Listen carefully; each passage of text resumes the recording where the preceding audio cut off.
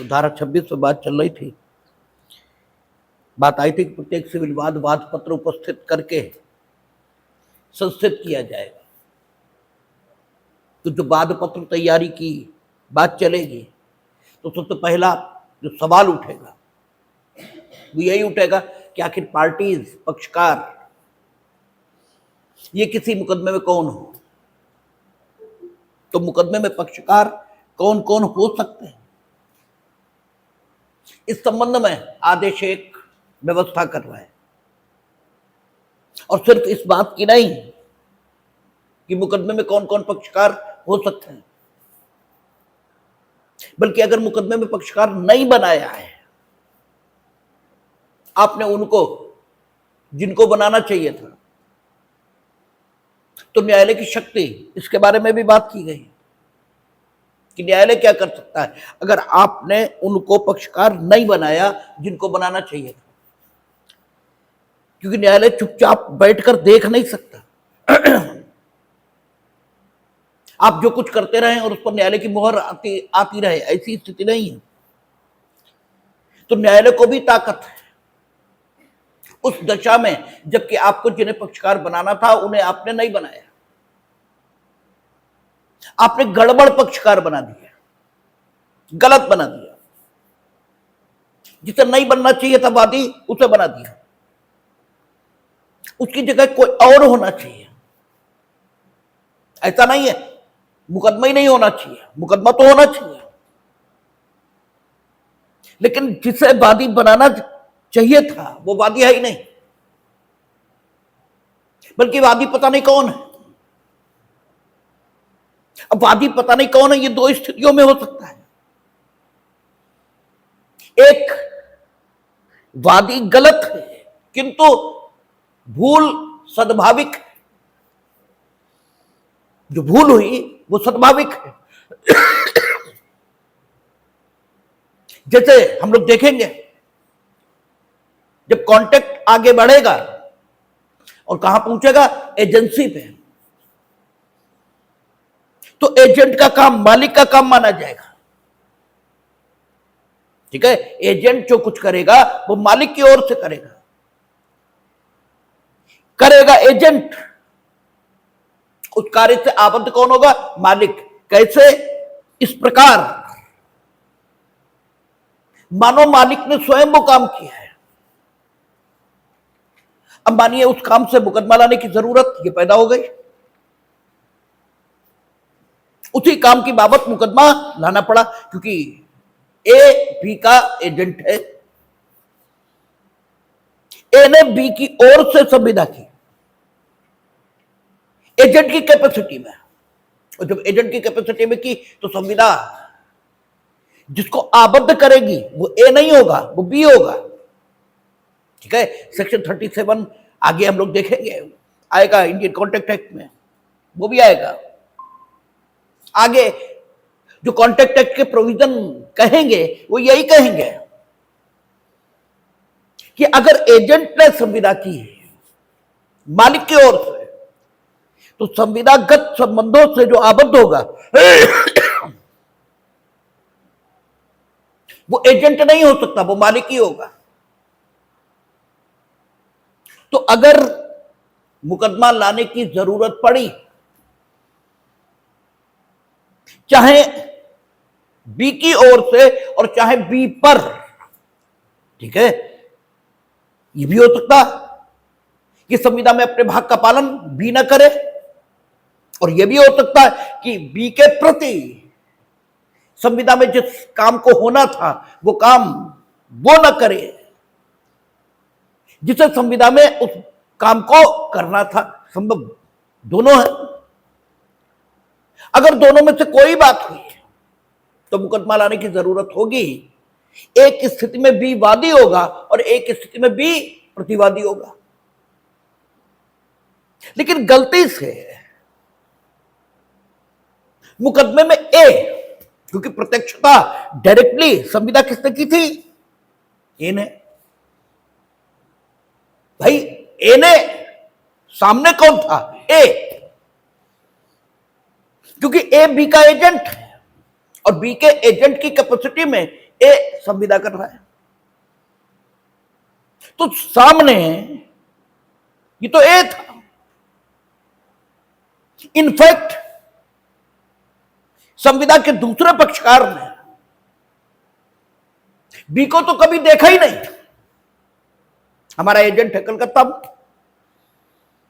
वो कलकत्ता के व्यापारियों से विभिन्न संविदाएं मेरे नाम पर कर रहा है।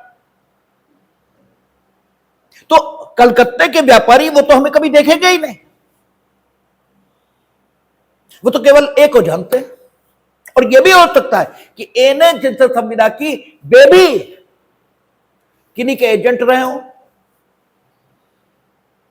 यानी वास्तविक जो पक्षकार हैं उन्होंने कभी एक दूसरे को देखा हो, ऐसा हुआ ही नहीं, और मुकदमा लाने की जरूरत पड़ गई। गड़बड़ हो गई, गलती हो गई। जो सामने संविदा कर रहे थे उन्हीं को पक्षकार बना दिया गया, जबकि नहीं बनना चाहिए। क्योंकि संविदा जन्य संबंधों से जो आबद्ध हुए थे, एजेंट नहीं हुए थे। एजेंट तो अपना कमीशन लेगा और बात खत्म। संपूर्ण संव्यवहार में एजेंट का हित कमीशन को छोड़कर कुछ है ही नहीं। यही जब एजेंसी से संबंधित प्रावधान हम लोग पढ़ेंगे तो देखेंगे कि एजेंट का संपूर्ण संव्यवहार में जो हित है वो तो मात्र कमीशन का है। बाकी सब कुछ तो जो संविदा के पक्षकार हैं, यानी एजेंटों के जो मालिक हैं, उनका रोल है। वे ही संविदा जन्य संबंधों से आबद्ध होंगे और वे ही संविदा जन्य संबंधों के आधार पर दायित्व के अधीन किए जाएंगे। अब यहां भूल हुई है, और क्या हुआ कि दोनों ओर से या एक ओर से जैसी भी परिस्थिति हो, अभिकर्ताओं को वादी या प्रतिवादी की हैसियत में रख दिया गया। और यह गलती कैसी है? सद्भाविक भूल हुई है, सद्भाविक भूल है, जानबूझकर नहीं की गई। लेकिन मुकदमा तो गलत दायर हो गया है। अगर मुकदमा आगे चला तो अंततः इस मुकदमे का कोई परिणाम ये नहीं होना है। जो वाद के आवश्यक पक्षकार हैं वो तो बाहर हैं, और जो वाद के अनावश्यक पक्षकार हैं वो न्यायालय के समक्ष है। भूल स्वाभाविक है। तो ऐसी दशाओं में अगर एकमात्र विकल्प यही हो कि मुकदमा रिजेक्ट होगा, तो फिर प्रक्रिया का कोई मतलब नहीं रह जाता। क्योंकि प्रक्रिया ऐसी होनी चाहिए जो न सिर्फ निष्पक्ष विचारण को सुनिश्चित करे, बल्कि सद्भाविक भूलों के प्रति अनुतोष ये भी दे। जानबूझकर कुछ नहीं किया गया, सद्भाविक भूल है, सद्भाविक। तो ऐसी दशा में हम लोग देखेंगे, अभी आदेश एक नियम 10 आएगा, वो ये कहेगा, थोड़ा सा देख लेते हैं आदेश एक नियम 10 को तो ठीक रहेगा। कहता है गलत वादी के नाम से वाद, बस इतना ही। इसका मतलब अगर गलत वादी के नाम से वाद आ गया है तो फिर उसके शुद्धिकरण का कोई ना कोई प्रावधान आदेशिक नियम 10 में दिखाई दे रहा है। लेकिन कहते गलती या गलत वादी के नाम से वाद दो आधारों पर आएगा। एक सद्भाविक भूल है और दूसरा जानबूझकर की गई भूल। और जानबूझकर किए गए कृत्य के प्रति कानून हमेशा कठोर है। और कानून की दुनिया में प्रवेश करने से पहले आपको एक बात खूब समझ लेनी चाहिए कि कृत्य कभी नहीं देखना है। कृत्य देखते ही आप हमेशा भ्रम में पड़ेंगे। कृत्य किन परिस्थितियों में हुआ है, हमेशा यही महत्व का है। कृत्य जानबूझकर है, कृत्य असावधानी का परिणाम है, कृत्य उपेक्षा का परिणाम है, कृत्य संयोग है, कृत्य दुर्घटना है। क्या है कृत्य? क्योंकि कृत्य का परिणाम वो तो वही होना है जो होता है, लेकिन परिणाम के आधार पर निर्धारण ये मूर्खों का काम होता है। परिणाम के आधार पर निर्धारण कभी नहीं होता। क्यों कहा? कुछ भी आपने कहा, क्यों कहा? आपकी जानकारी वही थी, आप बिल्कुल सदविश्वास से काम कर रहे थे, कोई दिक्कत नहीं। आप जानबूझकर मिस रिप्रेजेंटेशन कर रहे थे, अब गड़बड़ है। तो अगर सद्भाविक भूल हुई, गलतवादी के नाम से बाद आ गया, भूल सद्भाविक, आपको ऑर्डर 1 रूल 10 आदेश 1 नियम 10 उसके उपनियम 1 2 3 आदि में अनुतोष मिल जाएगा। आपको प्रार्थना पत्र देकर या न्यायालय स्वप्रेरणा से चीज को ठीक करने का आदेश ये दे सकता है। लेकिन जानबूझकर किया आपने। ए का मकान था, आप बी थे, सी उसमें किराएदार था। आप बी जान रहे हैं हम बी हैं और हम मकान के मालिक नहीं हैं। अपने स्वयं को मकान मालिक कहा और सी पर मुकदमा दायर कर दिया। सी ने अभिवाद किया कि no, he is not the landlord, a landlord है। और आपने इस बात का प्रतिवाद किया, आपने इस बात का प्रतिवाद किया कि नो, ए लैंडलॉर्ड नहीं है, हम ही है। और उसके बाद आपकी बात गलत पाई गई।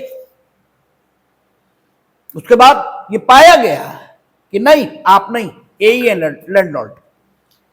अब तो आपका मुकदमा रिजेक्ट होगा, क्योंकि आपको कोई हक नहीं है, ठीक है ना, ए के किराएदार पर, क्योंकि सी किसका किराएदार है? ए का, नॉट आपका नहीं है वो।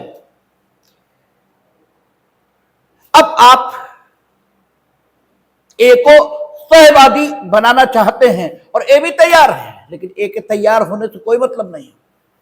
अब सूट रिजेक्ट होगा, ठीक है ना, नो डाउट नया सूट आएगा, समय, पैसा सब बर्बाद होगा। लेकिन हमने आपको पहले भी कहा कि कानून में न्याय की कीमत पर शीघ्रता ये नहीं की जाएगी।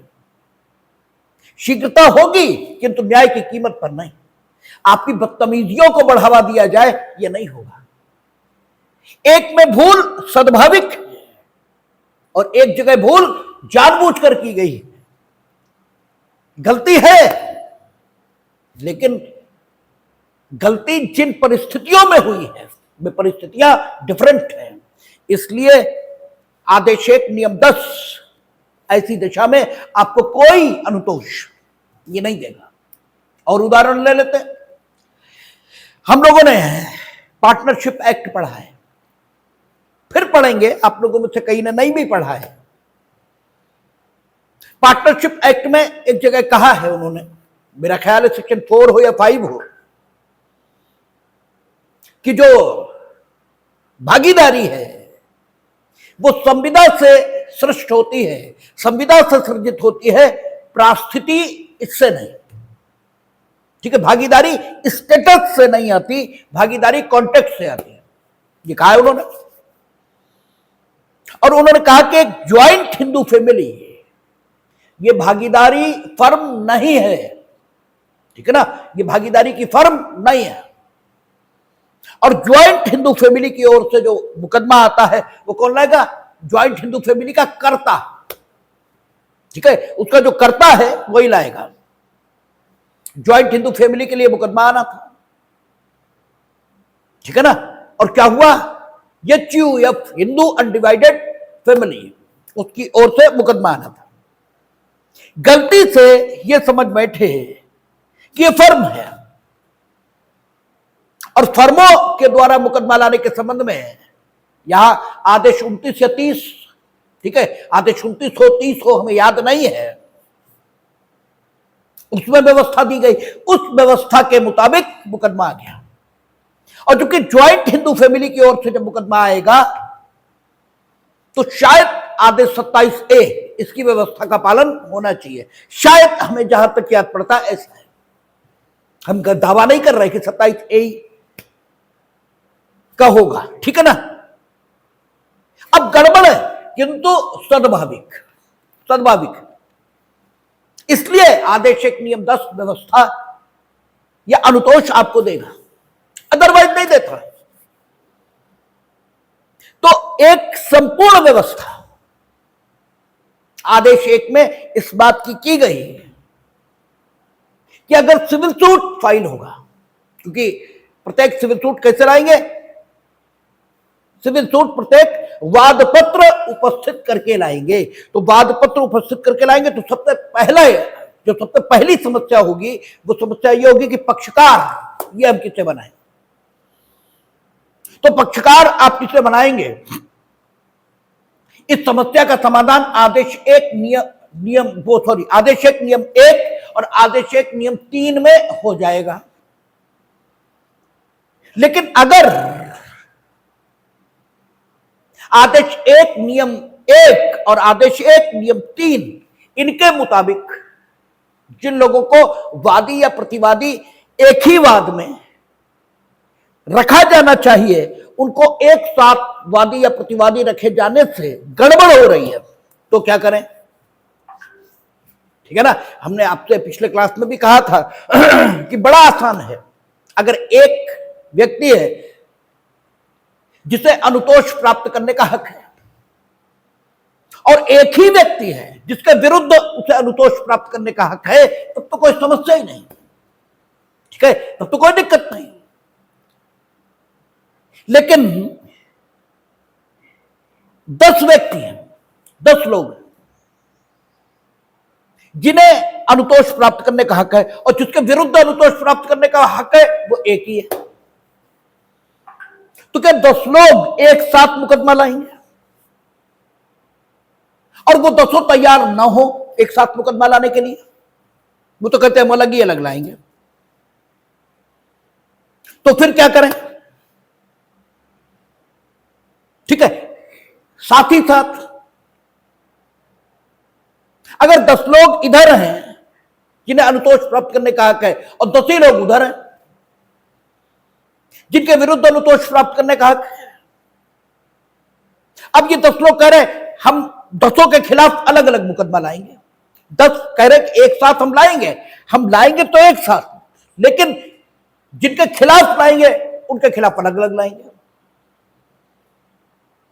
तो फिर 10 मुकदमे अननेसेसरी चलेंगे। और अगर इन लोगों ने ऐसा किया तो फिर न्यायालय क्या करे? ये समस्याएं हैं। अच्छा, 10 सब राजी हैं, ठीक है, 10 इधर भी राजी, 10 उधर भी राजी। लेकिन अगर ये 10 उन 10 पर मुकदमा ले आए और एक साथ सुना जाए तो सुनवाई में गड़बड़ हो रही है, सुविधापूर्ण ढंग से सुनवाई नहीं चल पा रही है। तो न्यायालय क्या करे? इसकी व्यवस्था कहां मिलेगी? आदेश 1 नियम 2 और आदेश 1 नियम 3A इसमें मिलेगी। आवश्यक पक्षकार थे, जरूरी थे, नहीं बनाया, गैर जरूरी थे, बना दिया। तो फिर सूट पर क्या प्रभाव आएगा, ठीक है, ये निर्धारित करेंगे। यानी वादों का पक्षकारों का असंयोजन और पक्षकारों का कुछ संयोजन, अगर ये दोष है वाद में तो उसका क्या प्रभाव होगा मुकदमे पर, ये तो वादी और प्रतिवादी इनके संबंध में संपूर्ण व्यवस्था ये आदेश 1 में की गई। एक इशू है, उसके बारे में हजारों लाखों करोड़ों लोगों को मुकदमा लाने का हक है। अब उस वाद कारण के संबंध में करोड़ों लोग मुकदमे ले आए हैं, तो सुविधापूर्ण सुनवाई ये तो छोड़ ही दीजिए, खाली उसी वाद कारण पर सुनवाई होती रहेगी। तो ऐसी दशाओं में किस प्रक्रिया से मुकदमा दाखिल होना चाहिए, इसकी भी चर्चा आदेश 1 में की गई। तो सबसे पहले, क्योंकि शुरुआत हमेशा आसानी से की जाती है, तो जो सबसे पहली बात चलेगी वो ये कि किसी भी वाद में वादी के तौर पर कौन लोग संयोजित किए जा सकते। सबसे पहली बात, क्योंकि वादी यही मुकदमा लाएगा, ठीक है, मुकदमा लाए कौन, वादी, ठीक है। क्यों लाएगा, क्योंकि वादी ही वो व्यक्ति होता है जो किसी अधिकार के हनन की बात कहता है या ये कहता है कि उसके प्रति कोई ऐसी क्षति की गई किसी के द्वारा जो उसके प्रति नहीं की जानी चाहिए, तो ये वादी है जो ऐसी दशाओं में कानून के द्वारा दिए गए अनुतोष को प्राप्त करने की कोशिश कर रहा है। और क्योंकि वादी ये कानून के द्वारा प्रदत्त अनुतोष को प्राप्त करने की कोशिश कर रहा है, तो वादी ये कोशिश कानून द्वारा बताए गए तरीके से ही करेगा। और कानून जो तरीका वादी को बता रहा है उस अनुतोष को प्राप्त करने के लिए, जो उसके द्वारा उठाई गई क्षति के लिए उसे दिया जा सकता है, उस अनुतोष को प्राप्त करने के लिए कानून मुकदमा लाने, वाद संस्थित करने का हक ये वादी को दे रहा है। और वाद संस्थित करने के लिए धारा 26 कह रही कि उसे वाद पत्र लाना ही पड़ेगा, ठीक है ना। अब वो अकेला है तब तो चलो वाद पत्र ले आएगा, कोई दिक्कत नहीं, लेकिन 10 लोग हैं जिन्हें उसी के समान अनुतोष प्राप्त करने का हक मिल रहा है, तो क्या 10 लोग एक ही मुकदमा एक साथ वादी के तौर पर परस्पर संयोजन करके ला सकते हैं या नहीं, सवाल यह उठ रहा है। और इसी बात का उत्तर आदेश 1 नियम 1 में दिया जाएगा। और वो उत्तर अपने में एकाकी नहीं है, उसे सीपीसी की योजना से जोड़कर देखना चाहिए। सीपीसी की योजना हम लोगों ने शुरुआत से देखी है, तो वो क्या कहती है कि मल्टीप्लिसिटी ऑफ द सूट, वादों की बहुलता,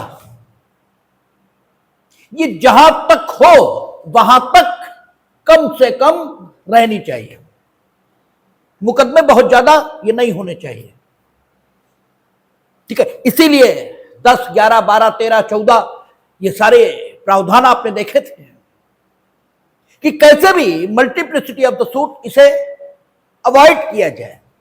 तो वही नीति यहां दिखाई देगी। आदेश नियम 1 कहेगा कि वादियों के रूप में कौन संयोजित किए जा सकेंगे। तो मार्जिनल नोट अपने में यह बता रहा है कि देयर में be more than one person who may be impleaded as a plaintiff in a single suit, ठीक है, क्योंकि वो कहता है कि वादियों के रूप में कौन संयोजित किए जा सकेंगे, कौन, इसका मतलब मोर देन वन पर्सन संयोजित तो किए जा सकते हैं, लेकिन कौन सी परिस्थितियों में यह आदेश नियम 1 उपनियम का और उपनियम खा, यह बता रहा है। ठीक है, तो उपनियम का क्या कह रहा है? कहता है वे सभी व्यक्ति वादियों के रूप में एक वाद में संयोजित किए जा सकेंगे जहां एक ही कार्य या संव्यवहार या कार्यों या संव्यवहारों की आवली के बारे में या उससे पैदा होने वाले अनुतोष पाने का अधिकार, उनमें संयुक्तता या पृथकता या अनुकल्पता वर्तमान होना अभिकथित है। कहता एक ही कार्य या संव्यवहार या कार्यों या संव्यवहार की आवली के बारे में या उससे पैदा होने वाले अनुतोष, एक काम है, उसी के बारे में आपको अनुतोष प्राप्त करना है। एक प्रॉपर्टी है, उससे आप मार्गाधिकार का उपयोग कर रहे हो। ठीक है, और वो प्रॉपर्टी कैसी है? संयुक्त, ज्वाइंट प्रॉपर्टी है, और उसके ज्वाइंट जो ओनर है वो एक से अधिक है, और आप अकेले उस प्रॉपर्टी से मार्गाधिकार का उपयोग कर रहे हो। अगर आपको नहीं रोका गया, ठीक है, तो क्या होगा? भारतीय सुखाधिकार अधिनियम की धारा 15 जो चिर भोगा अधिकार के आधार पर, ठीक है ना, ये भी आपसे खूब पूछते प्री में, हम एक भी लाइन आपसे फालतू नहीं बोलते हैं। ठीक है, खूब पूछा जाता है ये भी। और जे में तो चूंकि ईजमेंट एक्ट प्री में है नहीं, एचजेएस में ईजमेंट एक्ट प्री में ही है, क्योंकि वहां मेंस और प्री के सिलेबस में कोई फर्क नहीं होता। वहां जो प्री का सिलेबस है वही मेंस का सिलेबस है, जो मेंस का सिलेबस है वही प्री का सिलेबस। तो इंडियन ईजमेंट एक्ट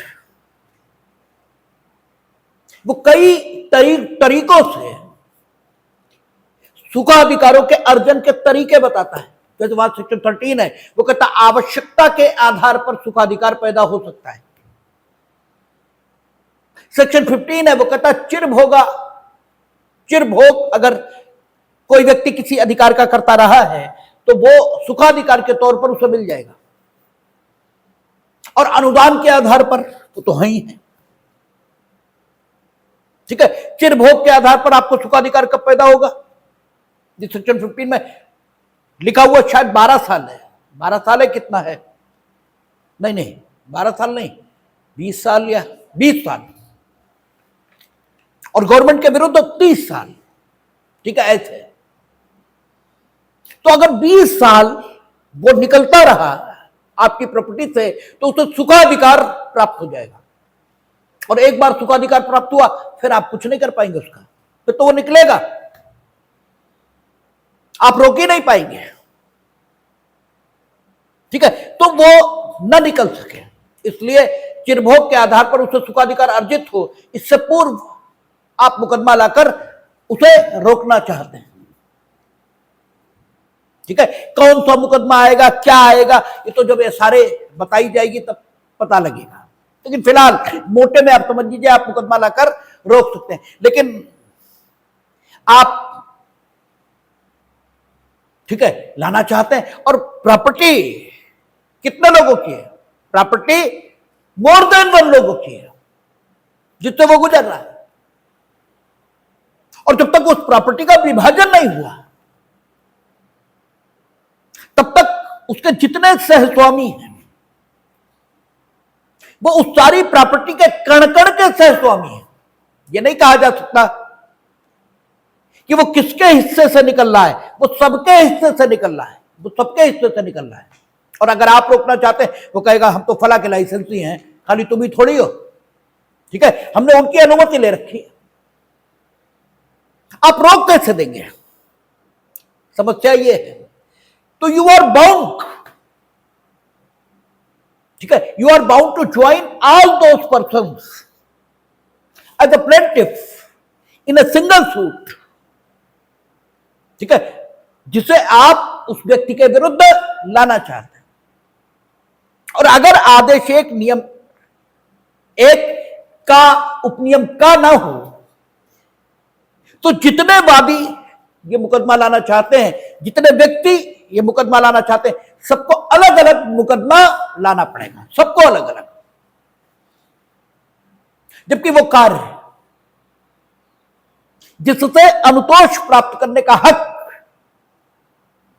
इन लोगों को मिल रहा है, ठीक है, जिसके बारे में अनुतोष प्राप्त करने का हक इन वादियों को प्राप्त हो रहा है, वो एक ही है, वो तो एक ही है।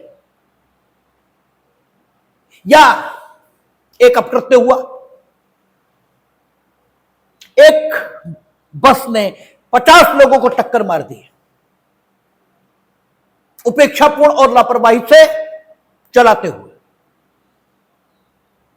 ठीक है, तो उपेक्षा अपकृत्य है। अब ये 50 लोग मुकदमा ला सकते हैं, तो कृत्य तो एक ही है, उससे इन्हें अनुतोष प्राप्त करने का हक प्राप्त हो रहा है। या कार्यों की आवली ये हो सकती है, ठीक है ना, हमने रोज आपकी मानहानि की, ये कार्यों की एक आवली है। सब व्यवहारों की आवली ये हो सकती है, ठीक है, तो एक सिंगल एक्ट हो, ठीक है ना, या मोर देन वन एक्ट, एक ट्रांजैक्शन हो, एक संव्यवहार हो, या संव्यवहारों की कोई आवली हो, कुछ भी हो। अगर इन कार्य या कार्यों की आवली या संव्यवहार या संव्यवहारों की आवली इसके संबंध में या इससे अनुतोष प्राप्त करने का हक एक से अधिक व्यक्तियों में निवास कर रहा है, तो ऐसे सारे लोग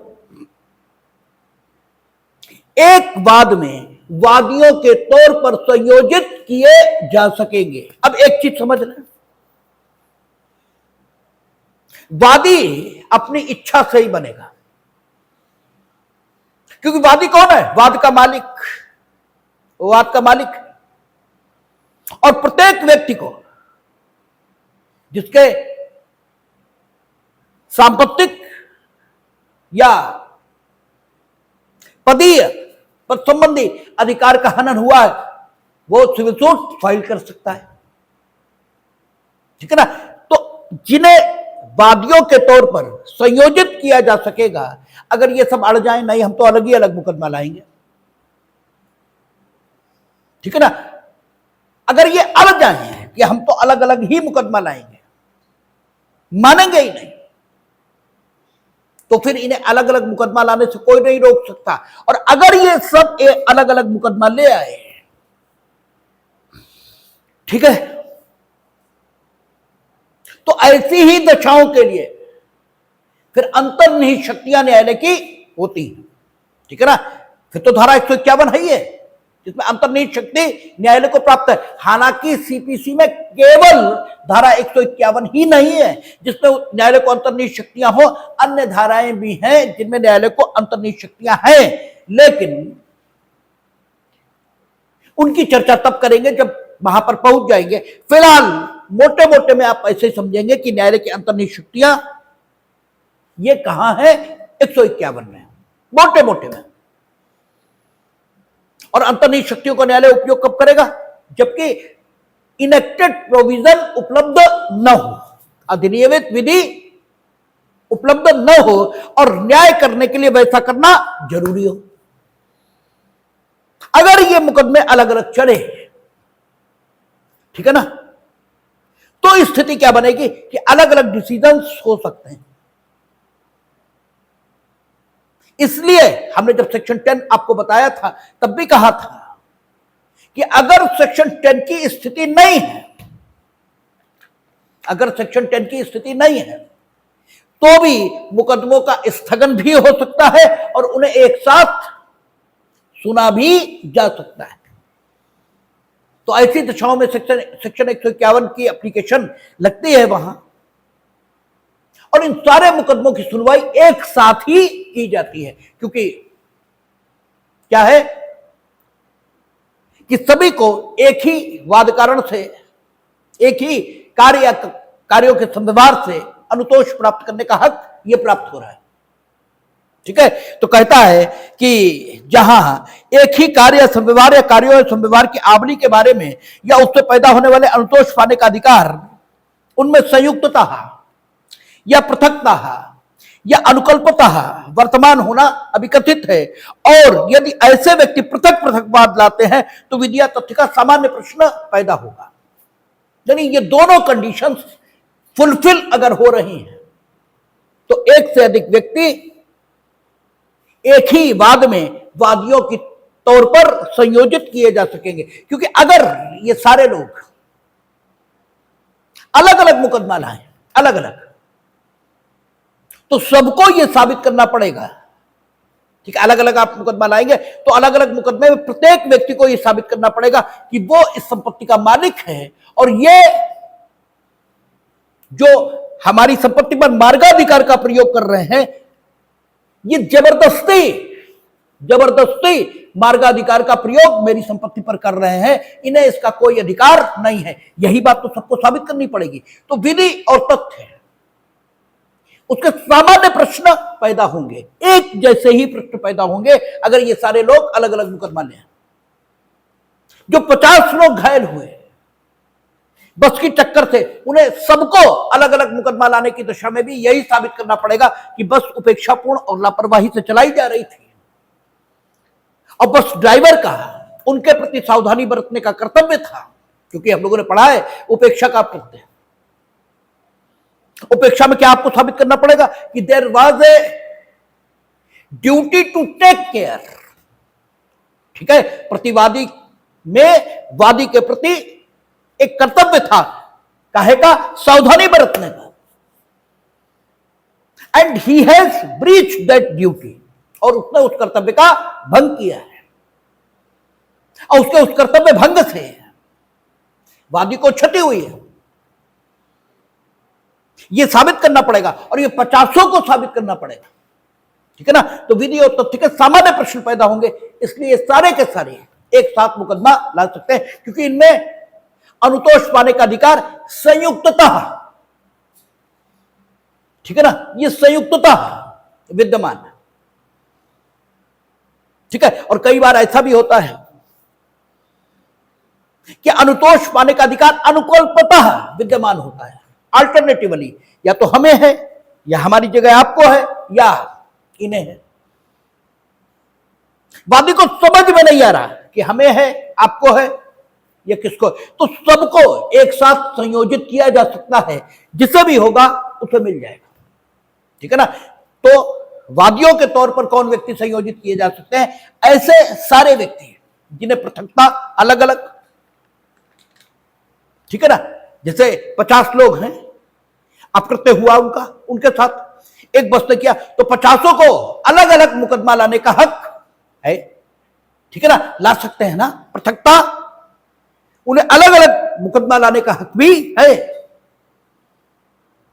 ठीक है, जब ऐसे व्यक्ति जिन्हें किसी कार्य या कार्यों के संव्यवहार, ठीक है, कार्यों की आवली के बारे में, किसी संव्यवहार या संव्यवहारों की आवली के बारे में कैसा पृथकता मुकदमा लाने का हक हो, जैसा 50 लोगों को है, यह संयुक्तता मुकदमा लाने का हक हो, जैसा कि सहस्वामियों को मार्गाधिकार के खिलाफ मुकदमा लाने का हक है। ठीक है ना, या अनुकल्पता मुकदमा लाने का हक हो। ठीक है ना, तो ऐसे सारे लोग एक ही वाद में वादियों के तौर पर संयोजित किए जा सकेंगे यदि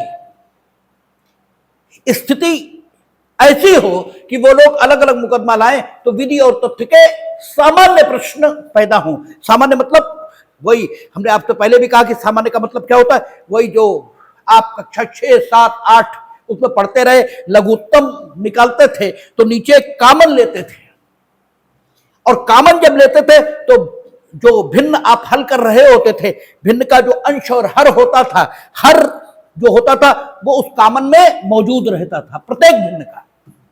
ठीक है ना, तो सामान्य प्रश्न पैदा होंगे, यानी ऐसे प्रश्न पैदा होंगे जो प्रत्येक मुकदमे में महत्व के प्रश्न के रूप में मान्यता प्राप्त होंगे। तो ऐसी दशा में एक ही सूट आ जाएगा, एक ही बाद में क्या होगा, सभी लोग वादी के तौर पर संयोजित किए जा सकेंगे। और अगर सब अड़े, मानिए उनमें संयुक्तता विद्यमान कर रहा है, पृथकता विद्यमान कर रहा, सब अलग ही अलग लाएंगे, तो फिर आगे 151 की शक्ति भी है, उससे संयोजित किए जा सकेंगे।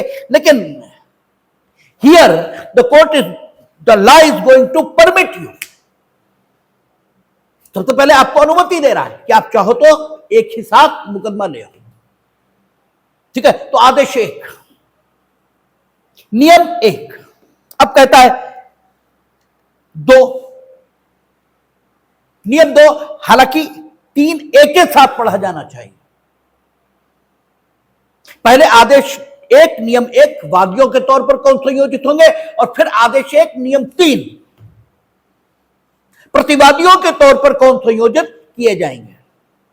तो प्रतिवादियों के तौर पर संयोजित करने के संबंध में भी वही नियम रहेंगे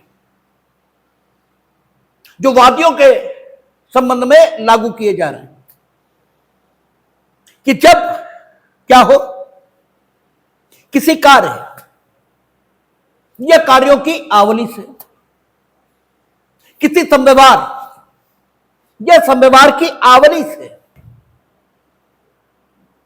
किन्हीं व्यक्तियों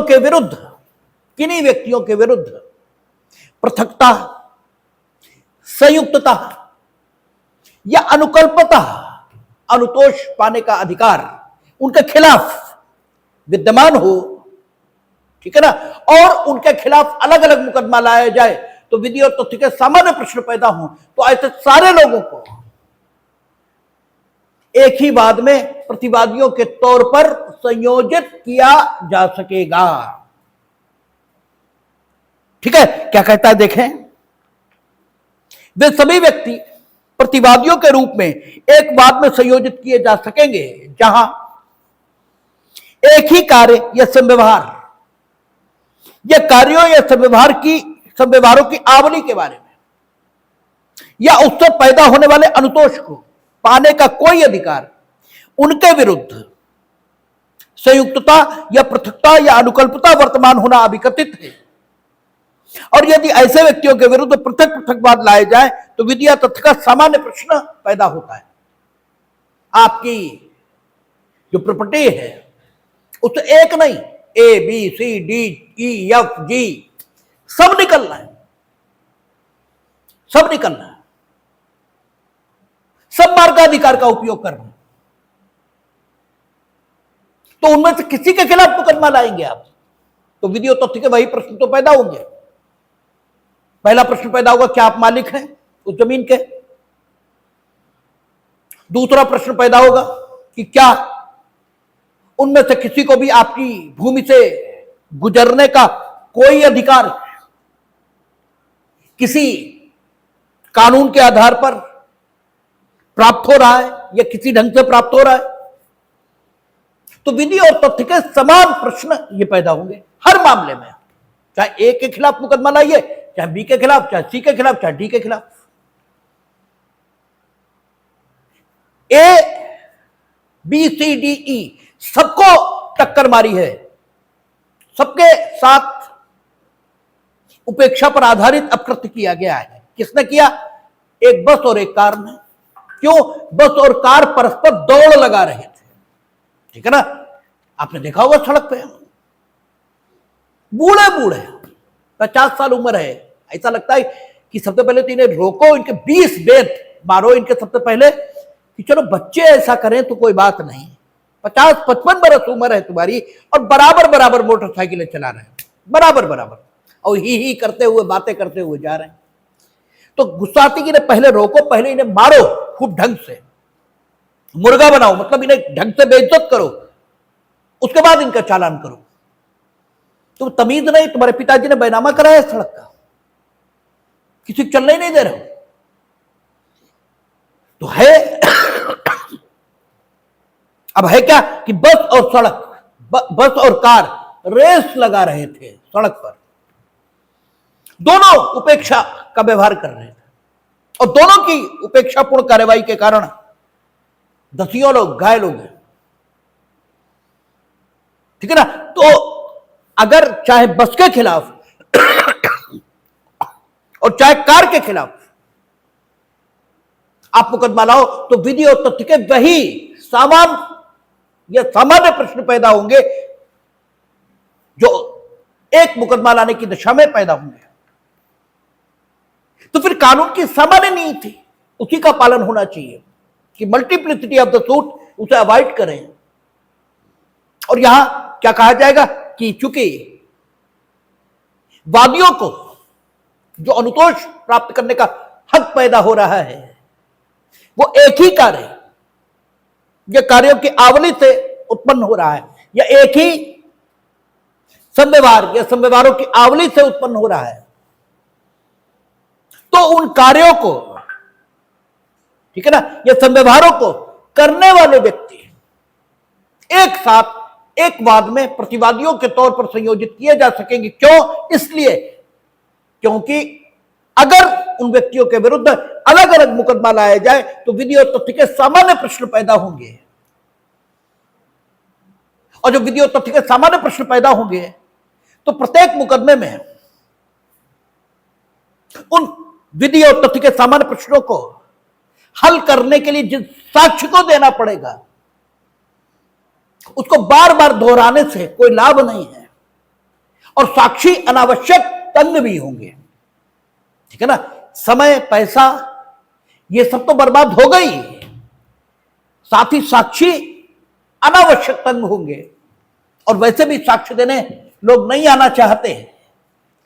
और अगर प्रक्रिया भी हमने ऐसी बना दी जिसमें साक्षियों के तंग होने के लिए गुंजाइश ये छूट गई तो फिर न्याय निर्णय और भी मुश्किल हो जाएगा। और हम लोग भगवान नहीं हैं, ठीक है, भगवान थोड़ा ही है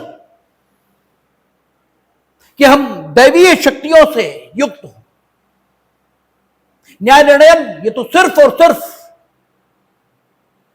साक्षियों के कथनों के आधार पर ही हो सकता है, वो तो कोई तरीका ही नहीं, क्योंकि न्याय निर्णय की तिथि घटना की तिथि से बहुत बाद की होगी, और न्यायाधीश महोदय के पास ऐसी कोई क्षमता नहीं है, ना ही अधिवक्ताओं के पास ऐसी कोई क्षमता है कि वे घटना की तिथि पर स्वयं को उपस्थित करके दिव्य दृष्टि से सब कुछ देख लें। वो तो जो घटना पर के समय उपस्थित होने का दावा करते हैं उन्हीं से की गई पूछताछ के आधार पर ही न्याय निर्णय किया जा सकता है। इसीलिए न्याय हम करते हैं ये कहा नहीं जा सकता, न्याय तो ईश्वर ही कर सकता है। लेकिन अगर हमने ऐसी प्रक्रिया बनानी शुरू की जिसमें साक्षियों के तंग होने की गुंजाइश हुई, तब तो जो कर सकते हैं वो भी नहीं हो पाएगा। इसलिए वादियों और प्रतिवादियों के तौर पर कौन संयोजित किए जा सकेंगे, इन सेक्शंस को बनाते समय इस बात का पर्याप्त ख्याल यह रखा गया है कि मल्टीप्लिसिटी ऑफ द सूट को अवॉइड किया जाए। और इसलिए अगर स्थिति ये कि एक ही कार्य या संव्यवहार से या कार्यों या संव्यवहारों की आवली से अनुतोष प्राप्त करने का हक हो, या यह अनुतोष प्राप्त करने का हक एक ही कार्य या कार्यों की आवली से या संव्यवहार या संव्यवहारों की आवली से पैदा हो रहा हो, दोनों ही दशाओं में ऐसे व्यक्ति जो अनुतोष को प्राप्त करने का हक रखते हैं या जिनके विरुद्ध अनुतोष प्राप्त करने का हक पैदा हो रहा है, ये दोनों श्रेणियों में आने वाले व्यक्ति वादियों और प्रतिवादियों के तौर पर एक ही मुकदमे में संयोजित किए जा सकते हैं। ठीक है, और परमिशन दी गई है, जा सकते हैं, कि ये ही जाएंगे, ये नहीं लिखा है, ये नहीं लिखा है, किए जा सकते हैं। और जब भी ये लिखा होता किए जा सकते हैं तो मीनिंग देयर बाय जब तक कोई जस्टिफिकेशन ना हो, जब तक कोई उचित कारण ना हो, वैसा किए जाने का जैसा किया जा सकता है, ठीक है, तब तक आप वैसा ही करें जैसा किया जा सकता है, यदि वो युक्ति संगत है। ठीक है ना, तो युक्ति संगत तो यही है कि वादों की बहुलता निवारित होनी चाहिए। इसका मतलब यह हुआ कि if there is no justification for a separate suit, ठीक है, देन तो उस दशा में आपको क्या करना चाहिए, एक मुकदमा ही लाना चाहिए, ठीक है, ऐसे सारे लोगों को। हां, अगर सारे लोग राजी ही नहीं, कर ही नहीं रहे, तो मत करो भाई, क्योंकि वादी बात का मालिक, हम किसी को मजबूर तो नहीं कर सकते। लेकिन फिर हमारी अंतर्निहित शक्ति है, उसके आधार पर हम इकट्ठा कर देंगे। लाओ भाई, सेपरेटी तो लाओगे, ले आओ, ठीक है। तो जब तक कोई जस्टिफिकेशन ना हो तब तक एक ही सूट आना चाहिए। अब जस्टिफिकेशन है, अब जस्टिफिकेशन है, सारे एक साथ लाने को तैयार हैं, सारे वे लोग जिन्हें अनुतोष प्राप्त करने का हक है, वे एक साथ लाने को तैयार हैं, और वे सारे लोग जिनके विरुद्ध सूट आना है, ठीक है, अर्थात जिनके विरुद्ध अलग अलग लाया जाए तो विधि और तथ्य के सामान्य प्रश्न पैदा होंगे, और वे लोग उस कार्य से व्यवहार में इस प्रकार आबद्ध है कि उनके विरुद्ध अनुतोष प्राप्त करने का हक वादियों को मिल रहा है। ये सारे लोग एक सूट में हमने संयोजित कर दिए, ठीक है ना, कर दिए, लेकिन गड़बड़ हो रही है, गड़बड़ हो रही है, नहीं चल पा रहा मामला ठीक, क्योंकि दो तो आ ही नहीं रहे और तीन आ रहे हैं लगातार,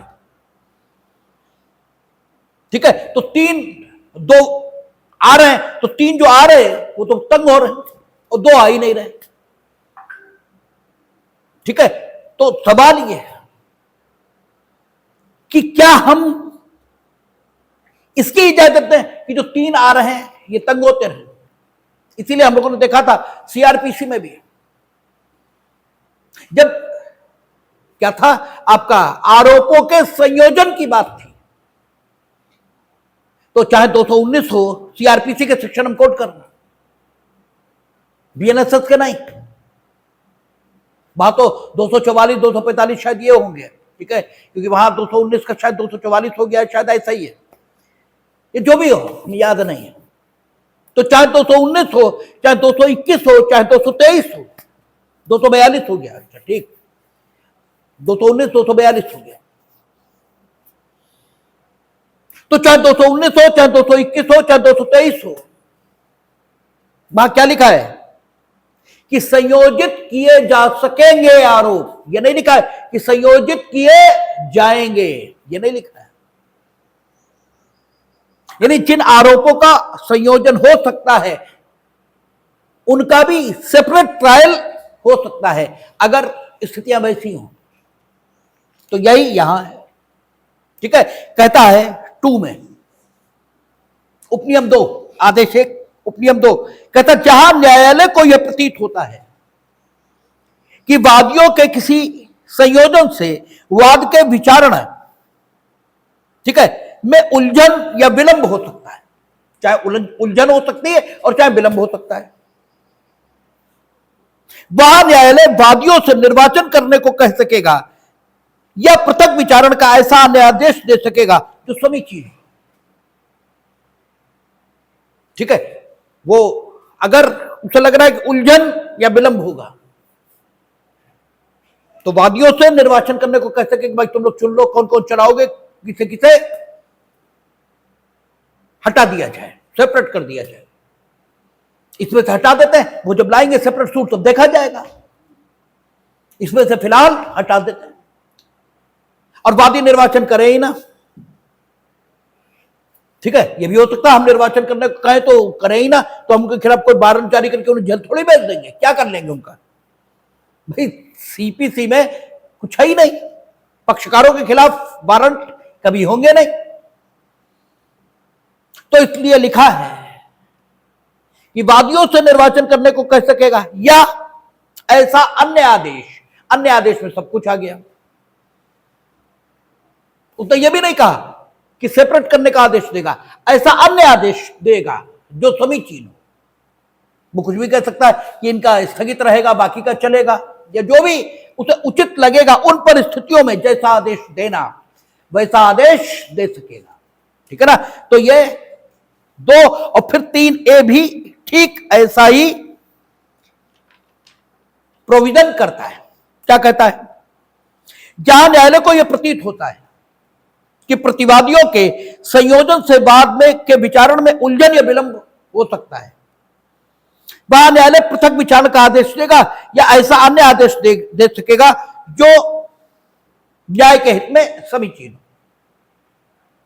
ठीक है, तो ये आपका वादियों और प्रतिवादियों का संयोजन। अब सवाल ये है, देखिए जो क्रम दिया है आदेश 1 में नियमों का, वो विधायिका ने अपने ढंग से दिया है और हम उस क्रम को छोड़कर अन्य ढंग से भी समझ सकते हैं बात को। तो सवाल यह है कि वादियों के तौर पर कौन संयोजित किए जाएंगे, प्रतिवादियों के तौर पर कौन संयोजित किए जाएंगे, ये बता दिया कि वादियों के तौर पर वो लोग संयोजित होंगे जिन्हें एक कार्यों की आवली से या संव्यवहारों की आवली से अनुतोष प्राप्त करने का अधिकार यह प्राप्त हो रहा है। ठीक है ना, वो लोग एक ही मुकदमे में वादियों के तौर पर संयोजित किए जा सकते हैं और ऐसे ही लोग प्रतिवादियों के तौर पर संयोजित किए जाएंगे। अब आपने उन लोगों को संयोजित किया ही नहीं जिन्हें किया जाना चाहिए था, या जिन्हें संयोजित नहीं किया जाना चाहिए था उन्हें संयोजित कर दिया। ठीक है, तो पहली दशा जब आपने उन लोगों को संयोजित नहीं किया जिन्हें संयोजित करना चाहिए था, इस दशा को जो नाम मिलेगा उसे क्या बोलेंगे कि असंयोजन, बाद में पक्षकारों के असंयोजन का दोष है। ठीक है ना, जिन्हें संयोजित करना चाहिए था उन्हें छोड़ दिया और जिन्हें संयोजित नहीं करना चाहिए था उन्हें संयोजित कर दिया। ठीक है, अर्थात उनके विरुद्ध न तो अनुतोष प्राप्त करने का हक है न उन्हें अनुतोष प्राप्त करने का हक है। और वे लोग अगर अलग अलग मुकदमा लाए हैं तो विधि और तथ्य के सामान्य प्रश्न पैदा होंगे ही नहीं, अलग अलग प्रश्न पैदा होंगे। ठीक है, तो उन्हें एक साथ मुकदमे में संयोजित नहीं करना चाहिए था, फिर भी आपने कर दिया। तो बाद में जो दोष आया वो कैसा है, कुसंयोजन का दोष है। ठीक है, एक सवाल यहां पर और पैदा होता है कि क्या एक वाद में वे ही पक्षकार संयोजित किए जाएंगे जिन्हें अनुतोष प्राप्त करने का हक है या जिनके विरुद्ध अनुतोष प्राप्त करने का हक है? क्या सिर्फ वही पक्षकार होंगे और कोई नहीं होगा? तो इस प्रश्न का जो उत्तर है वो आदेश 1 नियम 1 के आधार पर और आदेश 1 नियम 3 के आधार पर ही दिया जाना चाहिए। उसने क्या कहा? उसने कहा वादियों के तौर पर कौन संयोजित किए जा सकेंगे, और उसने क्या कहा प्रतिवादियों के तौर पर कौन संयोजित किए जा सकेंगे। उसने यह नहीं बताया कि वादियों के तौर पर कौन संयोजित किए जाएंगे और प्रतिवादियों के तौर पर कौन संयोजित किए जाएंगे, यह नहीं बताया। और जब यह नहीं बताया इसका अर्थ यह निकल आया कि वे व्यक्ति जो आदेश 1 नियम 1 में संयोजित किए जा सकेंगे उनके अलावा भी अन्य व्यक्ति संयोजित हो सकते हैं। ठीक है ना, प्रतिवादियों के तौर पर जो संयोजित किए जा सकेंगे उनके अलावा भी लोग हो सकते हैं जिन्हें प्रतिवादियों के तौर पर संयोजित किया जा सके। ठीक है ना, इसका अर्थ ही ये हो गया। अब सवाल ये, वादी बात का मालिक है। ठीक है, वो मुकदमा लाना चाहे तो लाए, ना लाना चाहे तो ना लाए।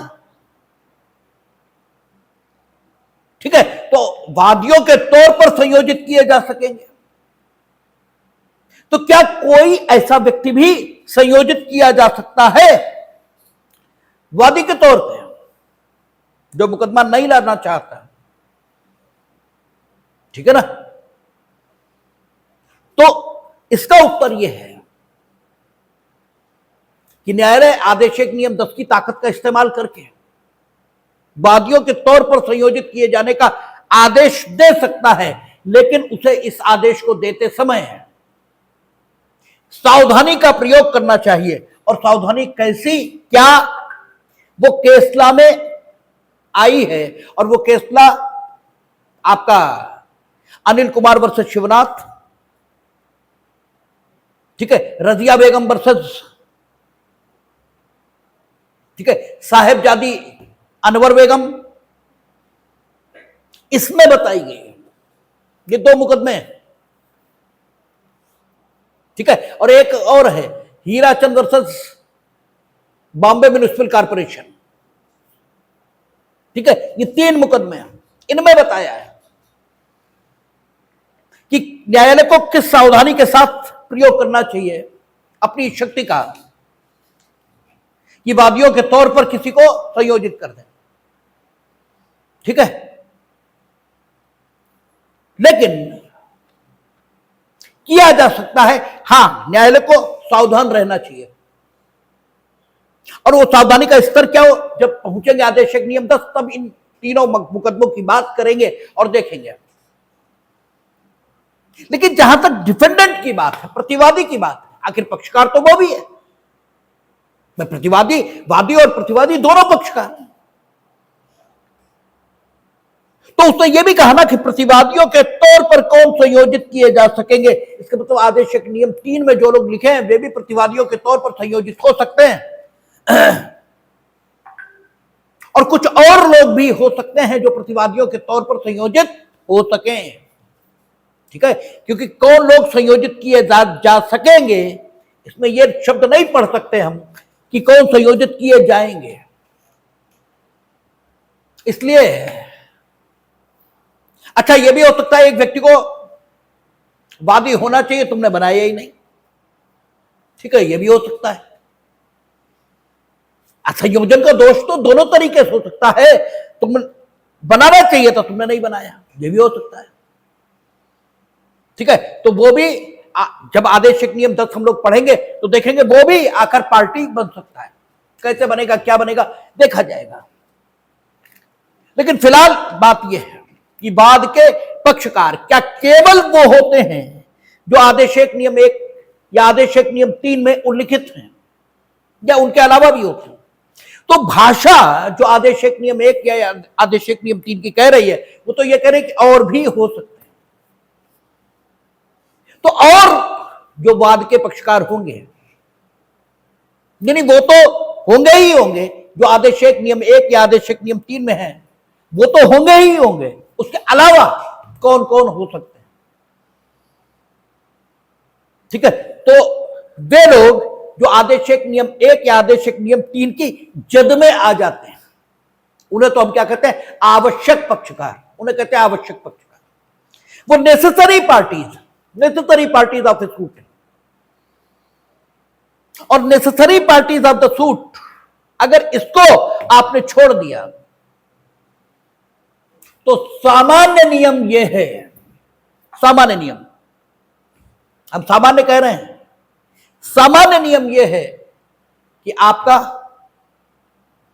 जो मुकदमा है वो खारिज होगा, ठीक है, डिसमिस हो जाएगा, अगर आवश्यक पक्षकार को छोड़ा है। तब भी सामान्य ही है, अभी सामान्य ही है। देखेंगे आदेश 1 नियम 4, 5 ये सब देखेंगे, बात करेंगे उस पर। लेकिन सामान्य नियम यह है कि सूट डिसमिस होगा। लेकिन अगर वो पक्षकार जो आदेशक नियम 1 या आदेशक नियम 3 की जद में आने के कारण आवश्यक पक्षकार बन जाए, वो नहीं है, ये पक्षकार दूसरे प्रकार का है। क्योंकि आदेशक नियम 1 या एक नियम 3 की भाषा तो यही कह रही ना कि वहां जो कोई बताया गया उसके अलावा भी पक्षकार हो सकते हैं। तो हमने ये कहा कि उनकी भाषा जिन पक्षकारों के बारे में बात कर रही वो तो आवश्यक पक्षकार हो गए, और उस भाषा से अलग जो पक्षकार आएंगे उन्हें एक अलग नाम दिया जाता है, उचित पक्षकार, ठीक है, प्रॉपर पार्टीज उन्हें कहा जाता है। और उनको भी पक्षकार बनाया जा सकता है, ठीक है ना। तो ये प्रॉपर पार्टीज क्या होती हैं?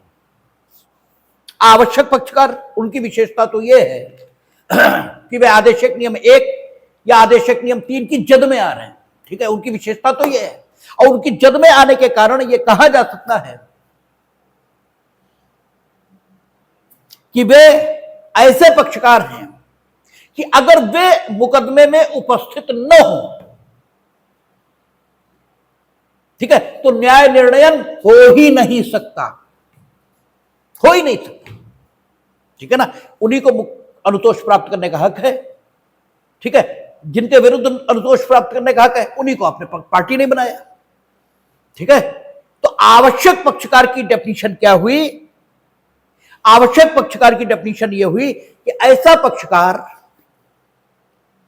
जिसकी अनुपस्थिति में न्यायालय न्याय निर्णय कर ही नहीं सकता।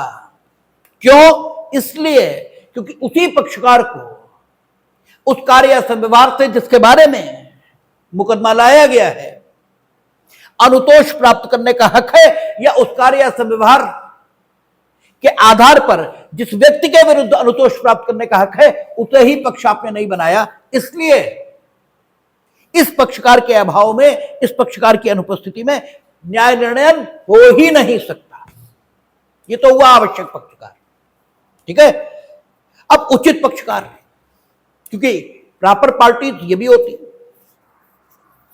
और वो आदेशक नियम 1 या आदेशक नियम 3 की भाषा पढ़े तो वहां अनुमति आपको दिखाई दे रही है कि अन्य लोग भी हो सकते हैं।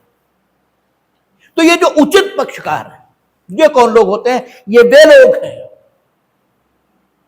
जिनकी उपस्थिति न्यायालय को प्रभावी, इफेक्टिव और कंप्लीट यानी संपूर्ण न्याय निर्णय करने में सहायता देती है। ठीक है, ये वो लोग होते हैं। इनकी अनुपस्थिति में न्याय निर्णय हो सकता है, लेकिन पूर्ण और प्रभावी ये न्याय निर्णय हो, इसके लिए जरूरी होता है कि ये उपस्थित रहें। और अगर ये उपस्थित होते हैं तो न्यायालय पूर्ण और प्रभावी न्याय निर्णय उस काज ऑफ एक्शन पर कर पाता है। यदि किसी पक्षकार की यह विशेषता है तो उसे भी उस मामले में पक्षकार बनाया जा सकता है, और अगर आपने नहीं बनाया है तो न्यायालय आपको आदेश दे सकता है कि आप पक्षकार उसे बनाइए। और न्यायालय आदेश कहां देगा? आदेशक नियम 10 जब आएगा तब देखेंगे। इसे उचित पक्षकार कहते हैं। जैसे आपका कहना है कि हमें प्रमोट नहीं किया गया, जबकि जिस आधार पर सीनियरिटी की गणना की गई, वरिष्ठता की गणना की गई, उस आधार से वरिष्ठता की गणना करने पर हम भी सीनियर हैं और हमें आपने प्रमोट नहीं किया, इसलिए आप मुकदमा लाए। लेकिन जो लोग प्रमोट हुए उनके खिलाफ आपने अनुतोष की मांग नहीं की है। आपने ये थोड़ी कहा कि साहब ये जूनियर हैं जिन्हें प्रमोट कर दिया और हम सीनियर हैं, इन्हें नहीं होना चाहिए, हमें होना चाहिए। ये नहीं कहा है आपने। आपने उसकी सीनियरिटी के बारे में कुछ कहा ही नहीं, यानी उसके विरुद्ध अनुतोष आपने मांगा, ये नहीं है, उसके विरुद्ध नहीं मांगा है। आपने सीनियरिटी की गणना अपने संबंध में किए जाने को चुनौती दी। तो जो सीनियर मानकर प्रमोट किया गया है वो इस मुकदमे में प्रॉपर पार्टी है, उचित पक्षकार है। आवश्यक नहीं है, क्योंकि उसके विरुद्ध या तो अनुतोष की मांग की होती है, आपने उसके विरुद्ध की होती ना कि इन्हें गलत अपॉइंट किया गया क्योंकि ये जूनियर है। ये नहीं कहा आपने ये कहा कि हम भी सीनियर हैं। आपने जो अथॉरिटी ऑफ सिलेक्शन है उसकी निष्पक्षता पर प्रश्न चिन्ह लगाया है, या उसकी समझ पर प्रश्न चिन्ह लगाया है। तो आवश्यक पक्षकार तो अथॉरिटी है, लेकिन प्रॉपर पार्टी वो भी है। अगर वो हो तो न्यायालय को इस समझने में ज्यादा आसानी होगी, क्योंकि वो बताएगी कि साहब हमारा इतने दिन हम रहे, इतने दिन हम छुट्टी पर रहे, ठीक है, और ये इतने दिन छुट्टी पर रहे, छुट्टी वाली निकाल दी गई और फिर वरिष्ठता की गणना की गई है, इसलिए हम सीनियर। जो भी होगा वो अपनी बात कहेगी वो व्यक्ति जिसे प्रमोट किया गया सीनियरिटी के आधार पर, तो न्यायालय को बात को समझने में ज्यादा आसानी होगी, ठीक है ना। तो वो प्रॉपर पार्टी है, उसे भी पक्षकार बनाया जाना चाहिए। तो दो प्रकार के पक्षकार हैं, आवश्यक और उचित, ठीक है। आवश्यक वो जिसके अभाव में न्याय निर्णय हो ही ना पाए, और उचित वो जिसके अभाव में, जिसकी अनुपस्थिति में न्याय निर्णय तो हो सकता है लेकिन प्रभावी और संपूर्ण न्याय निर्णय हो ऐसी स्थिति नहीं है। तो सवाल यह उठता है कि अगर आवश्यक पक्षकार आपने छोड़ दिया तो मुकदमा डिसमिस होगा, तो मुकदमे का कोई मतलब नहीं, सामान्य नियम यह है। लेकिन अगर उचित पक्षकार आपने छोड़ा है और न्यायालय ने भी ध्यान नहीं दिया, ठीक है, तो फिर वाद का निर्णय ठीक माना जाएगा, तब वाद के निर्णय पर कोई प्रभाव नहीं आएगा, न वाद की कार्यवाही पर कोई प्रभाव आएगा। ऐसा कहां लिखा है? आदेशिक नियम 9 मां लिखा, ठीक है, असंयोजन और कुसंयोजन का प्रभाव।